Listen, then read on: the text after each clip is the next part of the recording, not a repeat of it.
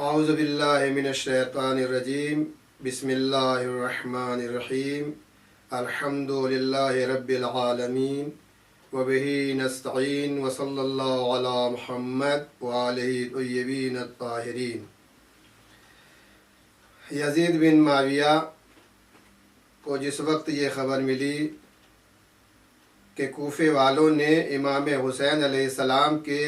طرف خط بھیجے ہیں اور انہیں کوفہ آنے کی دعوت دی ہے،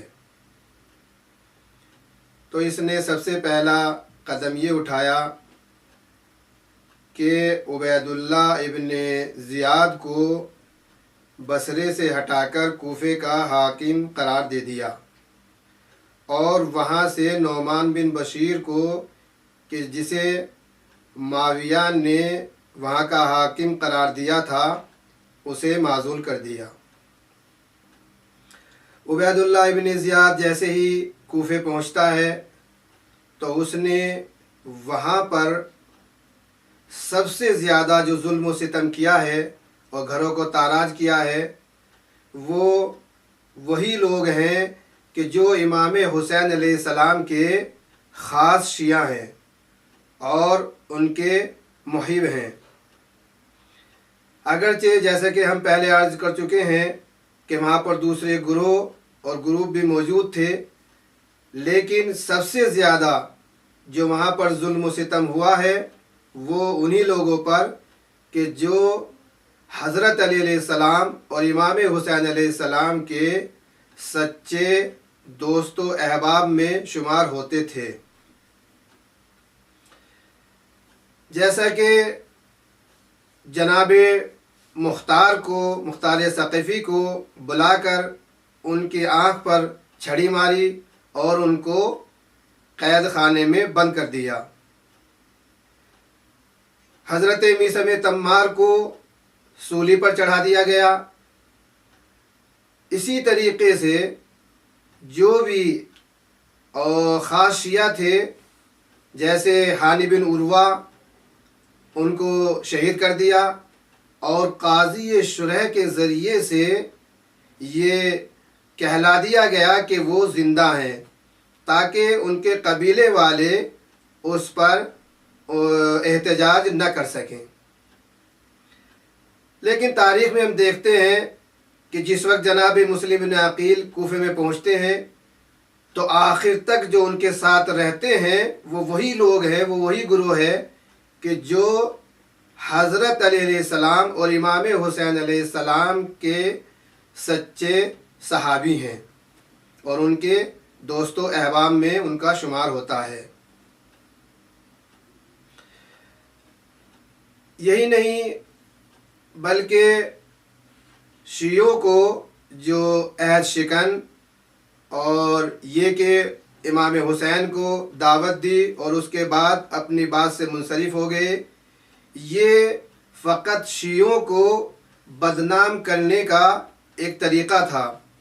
اور بنی امیہ اس کے ذریعے سے یہ چاہتے تھے کہ کسی طریقے سے ہم اپنے کو اس بات سے بری کر سکیں کہ ہم نے امام حسین کا قتل کیا ہے، بلکہ یہاں تک کوشش کی گئی کہ شیعی کو نہیں بلکہ خود کوفے کو بھی بدنام کیا گیا، اور کوفے کو کوفی لا یوفی کے نام سے مشہور کیا گیا۔ یعنی کوفہ ایک ایسی جگہ ہے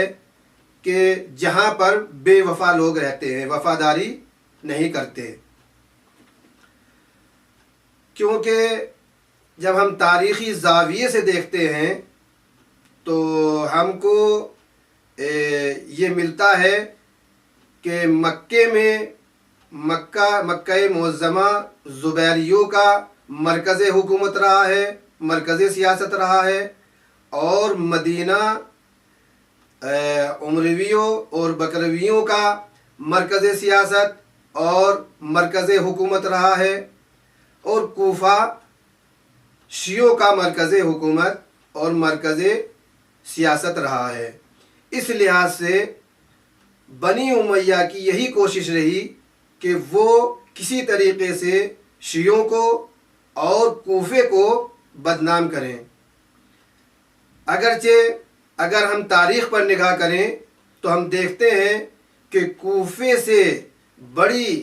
بے وفائی اس سے پہلے مدینے میں ہو چکی ہے، مدینے میں ہوئی ہے۔ یعنی ابھی رسول اسلام صلی اللہ علیہ وآلہ وسلم کا کفن میلہ نہیں ہوا کہ رسول کے خاص صحابی جناب فاطمہ زہرا کے دروازے پر آگ اور لکڑی لے کر جمع ہو جاتے ہیں، دروازے میں آگ لگاتے ہیں، گھر کو جلا دیتے ہیں،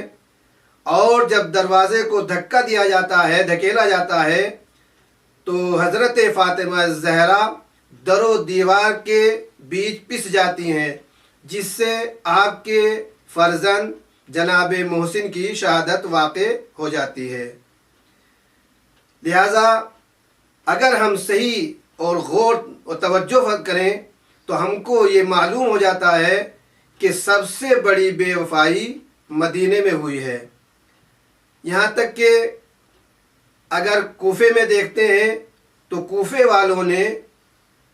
اگر امام حسین علیہ السلام کے لیے وہ کربلا نہیں پہنچ سکے ہیں یا کسی سختی کی وجہ سے یا فشار کی وجہ سے امام حسین علیہ السلام کی حمایت نہیں کی ہے،